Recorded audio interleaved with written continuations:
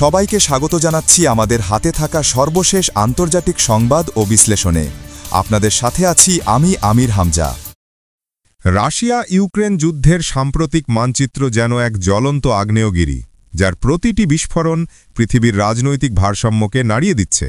আর এই অগ্নিগর্ভ পরিস্থিতির কেন্দ্রে দাঁড়িয়ে আছে একাধিক শহর, কুপিয়ানস্ক, জাপোরিজ্জিয়া, পোক্রোভস্ক ও ভলচান্স্ক, যেখানে প্রতিদিনের প্রতিটি ঘণ্টা লিখে যাচ্ছে যুদ্ধের নতুন ইতিহাস।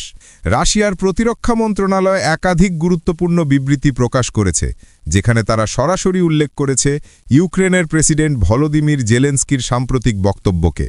আর সেই বক্তব্যকে ঘিরেই তৈরি হয়েছে নতুন এক রাজনৈতিক ও সামরিক বিতর্ক। মস্কোর দাবি, জেলেনস্কির বলা কথাগুলো বাস্তবতার সঙ্গে সম্পূর্ণ বিচ্ছিন্ন। তিনি হয়তো নিজের সেনাপ্রধান সিরস্কির প্রতিবেদন শুনে অন্ধভাবে বিশ্বাস করছেন, অথবা নিজেই বুঝে গেছেন যে যুদ্ধক্ষেত্রে ইউক্রেনীয় বাহিনী এখন হতাশার এক সীমান্তে দাঁড়িয়ে। রাশিয়ান প্রতিরক্ষা মন্ত্রণালয়ের এই প্রতিক্রিয়া শুধু কোনো রাজনৈতিক মন্তব্য নয়, বরং তা ইঙ্গিত করছে আসন্ন দিনগুলোয় কুপিয়ানস্ক ও পোক্রোভস্ক অঞ্চলে বড় ধরনের সামরিক অগ্রগতি ঘোষণা করতে পারে রুশ সেনারা। ইতিমধ্যে রাশিয়ার প্রেসিডেন্ট ভ্লাদিমির পুতিন স্বাক্ষর করেছেন এক নতুন আইন, যার মাধ্যমে সংরক্ষিত বাহিনী বা রিজার্ভিস্টদের ডেকে নেওয়া যাবে দেশের গুরুত্বপূর্ণ স্থাপনা যেমন বিদ্যুৎ কেন্দ্র, তেল শোধনাগার ও শিল্পাঞ্চল রক্ষার জন্য। রাশিয়ার জেনারেল স্টাফ স্পষ্ট জানিয়েছে, এটি কোনো সাধারণ সেনা মোতায়েন বা ফ্রন্টলাইন যুদ্ধের প্রস্তুতি নয়, বরং দেশের অভ্যন্তরে নিরাপত্তা কাঠামো শক্তিশালী করার পরিকল্পনা। প্রাথমিকভাবে প্রায় 1 লক্ষ রিজার্ভিস্ট এই কাজে যুক্ত হতে পারেন, যারা নিজ নিজ অঞ্চলে থেকেই কাজ করবেন এবং যুদ্ধক্ষেত্রে পাঠানো হবে না। এর মাধ্যমে রাশিয়া তাদের বিমান প্রতিরক্ষা ও ক্রিটিক্যাল ইনফ্রাস্ট্রাকচার সুরক্ষায় এক নতুন পর্যায়ে প্রবেশ করছে। এদিকে ইউক্রেনের দক্ষিণাঞ্চলের জাপোরিজ্জিয়া দিকের পরিস্থিতি গত 24 ঘণ্টায় আবারও উত্তপ্ত হয়ে উঠেছে। বিভিন্ন সামরিক বিশ্লেষক মানচিত্রে দেখাচ্ছেন প্রিমোরস্কায়া এলাকায় রুশ বাহিনী তাদের অবস্থান আরও শক্ত করেছে। মাত্র একদিন আগেই ইউক্রেনীয় বিশেষ বাহিনী এখানে একটি পতাকা উত্তোলনের ভিডিও প্রকাশ করেছিল, যেখানে দেখা যায় তারা প্রাক্তন কাখোভকা জলাধারের দ্বীপ এলাকায় অগ্রসর হয়েছে। কিন্তু নতুন তথ্য অনুযায়ী রুশ বাহিনী ইতিমধ্যে ওই দ্বীপের দক্ষিণ ও মধ্যাঞ্চল দখলে নিয়েছে এবং এখন তারা পুরো এলাকায় এফপিভি ড্রোন নিয়ন্ত্রণ প্রতিষ্ঠা করেছে, যার ফলে ইউক্রেনীয় বাহিনীর সরবরাহ লাইন স্টেপনগর্স্কের দিকে কার্যত কেটে গেছে। এতে বোঝা যাচ্ছে রাশিয়া ধীরে ধীরে ইউক্রেনের লজিস্টিক সিস্টেমকে ধ্বংসের দিকে ঠেলে দিচ্ছে, যাতে তারা পরবর্তী পর্যায়ে আরও বড় আক্রমণের প্রস্তুতি নিতে পারে। এরপর পোক্রোভস্ক ফ্রন্টে নজর দিলে দেখা যায় সেখানে যুদ্ধের দৃশ্য যেন এক ভিন্ন মাত্রায় পৌঁছে গেছে। সাম্প্রতিক ভিডিও ফুটেজে দেখা যায় রুশ সেনারা শহরের উত্তর অংশে অবাধে চলাফেরা করছে, আর ইউক্রেনীয় বাহিনী তাদের ওপর ড্রোন ও আর্টিলারি হামলা চালাচ্ছে। একটি ভিডিও থেকে জিও লোকেশন করে বিশ্লেষকরা নিশ্চিত হয়েছেন যে রাশিয়া গ্রিসিঙ্কা নদীর তীর পর্যন্ত পৌঁছে গেছে, অর্থাৎ তারা এখন পোক্রোভস্ক শহরের সীমানায় প্রবেশ করেছে। আরও কিছু রিপোর্টে বলা হয়েছে রুশ সাজুয়া ইউনিট উত্তর পশ্চিম দিকেও অগ্রগতি করেছে, বিশেষ করে O525 সড়কের পাশের এলাকায়। যুদ্ধমান মানচিত্রে দেখা যাচ্ছে এই অঞ্চল এখন গ্রে জোন বা নিয়ন্ত্রণহীন এলাকায় পরিণত হয়েছে, যেখানে মুহূর্তে নিয়ন্ত্রণ পরিবর্তন হচ্ছে। এই পরিস্থিতিতে বলা যায় পোক্রোভস্কের উত্তর পূর্ব দিকের শেষ ইউক্রেনীয় দুর্গ এখন পতনের দ্বারপ্রান্তে।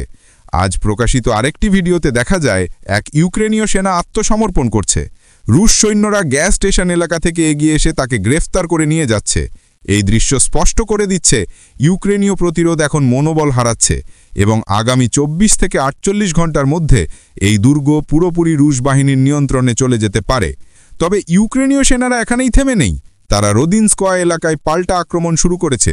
রেল লাইন ধরে অগ্রসর হয়ে রুশ অবস্থানগুলোয় হামলা চালাচ্ছে। রুশ সেনারা বিমান হামলা ও কামান দিয়ে তাদের ঠেকানোর চেষ্টা করছে। একই সঙ্গে ইউক্রেনীয় ড্রোন ইউনিটও সক্রিয় হয়ে উঠেছে। তারা রুশ ড্রোন অপারেটরদের অবস্থান টার্গেট করছে। এই দ্বিমুখী লড়াই প্রমাণ করছে যে উভয় পক্ষই এখনো যুদ্ধক্ষেত্রে পূর্ণ নিয়ন্ত্রণ প্রতিষ্ঠা করতে পারেনি। পশ্চিম দিকের দোব্রোপোলিয়া অঞ্চলেও নতুন সংকেত মিলছে। জেলেনস্কি কয়েকদিন আগেই বলেছিলেন রাশিয়া এই দিকটিতে বড় ধরনের আক্রমণের প্রস্তুতি নিচ্ছে। আজ প্রকাশিত ফুটেজে দেখা যায় রুশ বিমান বাহিনী ইউক্রেনীয় অবস্থানগুলোতে বোমা বর্ষণ করছে, যা সেই দাবিকে আরও জোরদার করে। যুদ্ধ এখন শুধু মাটিতে নয়, আকাশেও একই তীব্রতায় চলছে। উত্তরাঞ্চলের ভলচান্স্কের পরিস্থিতিও সমান জটিল। গত 12 ঘণ্টায় রুশ সেনারা শহরটিকে কয়েকটি অংশে ভাগ করে ফেলেছে। পশ্চিম অংশ পুরোপুরি তাদের নিয়ন্ত্রণে। এখন তারা পূর্বাঞ্চল দখলের জন্য লড়ছে। স্থানীয় সূত্র জানাচ্ছে রাশিয়া ধীরে ধীরে কেন্দ্রে প্রবেশ করছে এবং খুব শীঘ্রই পুরো শহরটি তাদের নিয়ন্ত্রণে চলে যাবে। যুদ্ধ বিশ্লেষকদের ধারণা, আগামী কয়েক দিনের মধ্যেই রাশিয়ার প্রতিরক্ষা মন্ত্রণালয় আনুষ্ঠানিকভাবে ভলচান্স্ক সম্পূর্ণ দখলের ঘোষণা করতে পারে। এই মুহূর্তে যুদ্ধের মানচিত্রে এক ভয়াবহ বাস্তবতা ফুটে উঠছে। প্রতিটি শহর, প্রতিটি রাস্তা, প্রতিটি সেতু রক্ত আর ধোঁয়ার গল্প বলছে।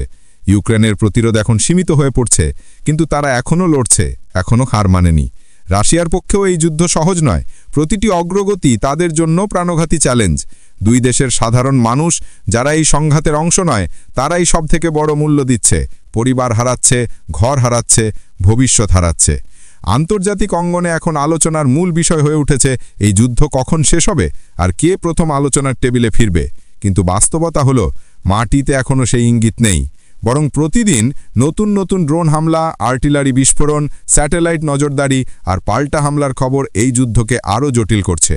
যুদ্ধ শুধু গোলাগুলির হিসেব নয়, এটি এক মানবিক ট্র্যাজেডি, যেখানে প্রতিটি সৈনিকের চোখে ঘুমহীনতা, প্রতিটি মায়ের মনে আতঙ্ক, প্রতিটি শিশুর ভবিষ্যৎ অনিশ্চয়তায় ঘেরা। যুদ্ধক্ষেত্রে বিজয় কেউ পায় না। এক পক্ষ হারায় মানুষ, আরেক পক্ষ হারায় মানবতা। আজকের পরিস্থিতি সেই সত্যকেই নতুনভাবে মনে করিয়ে দিচ্ছে। রাশিয়া বলছে তারা তাদের নিরাপত্তা রক্ষা করছে, ইউক্রেন বলছে তারা স্বাধীনতা রক্ষা করছে, কিন্তু এর মধ্যেই পুড়ে যাচ্ছে অসংখ্য প্রাণ, ভেঙে যাচ্ছে শহর, হারিয়ে যাচ্ছে ইতিহাস। বর্তমান বাস্তবতায় রাশিয়ার কৌশল স্পষ্ট। তারা ধীরে ধীরে দক্ষিণ ও পূর্ব দিকের প্রতিটি কৌশলগত অঞ্চল ঘিরে ফেলছে। ইউক্রেনও পাল্টা প্রতিরোধে মরিয়া, কিন্তু পশ্চিমা সমর্থন কমে আসায় তাদের অবস্থান দুর্বল হয়ে পড়ছে। যুদ্ধের 15তম মাসে দাঁড়িয়ে উভয় পক্ষেরই মনোবল পরীক্ষা হয়ে যাচ্ছে। রাশিয়ার সাম্প্রতিক আইন, রিজার্ভিস্ট মোতায়েন, ক্রিটিক্যাল ইনফ্রাস্ট্রাকচার রক্ষা পরিকল্পনা আর নতুন আক্রমণাত্মক কৌশল সবকিছু ইঙ্গিত দিচ্ছে তারা দীর্ঘস্থায়ী সংঘাতের জন্য প্রস্তুত। অন্যদিকে ইউক্রেনও আন্তর্জাতিক সাহায্য, নতুন অস্ত্র আর প্রযুক্তিগত সহায়তার উপর নির্ভর করে নিজেদের টিকিয়ে রাখার চেষ্টা করছে। যুদ্ধের মাটিতে যতটা আগুন জ্বলছে, কূটনৈতিক পরিসরেও ততটাই ঠান্ডা সম্পর্ক ছড়িয়ে পড়ছে ইউরোপ থেকে এশিয়া পর্যন্ত। এই মুহূর্তে যুদ্ধের কেন্দ্রবিন্দু কেবল ভূখণ্ড নয়, বরং মনোবল, নেতৃত্ব ও প্রচারণা। প্রতিটি ভিডিও, প্রতিটি বিবৃতি, প্রতিটি মানচিত্র সবই এক ধরনের মনস্তাত্ত্বিক যুদ্ধের অংশ, যেখানে তথ্যই অস্ত্র আর প্রচারণাই প্রতিরক্ষা।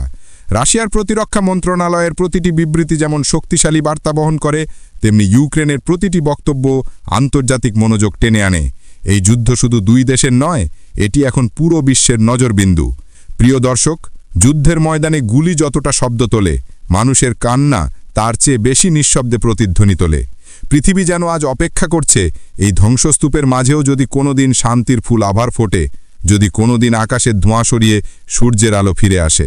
যতদিন সেই দিন না আসে, ততদিন এই লড়াই চলবেই, মানুষের বেঁচে থাকার আকাঙ্ক্ষা আর সত্যের সন্ধানে অবিরাম এক সংগ্রাম হিসেবে।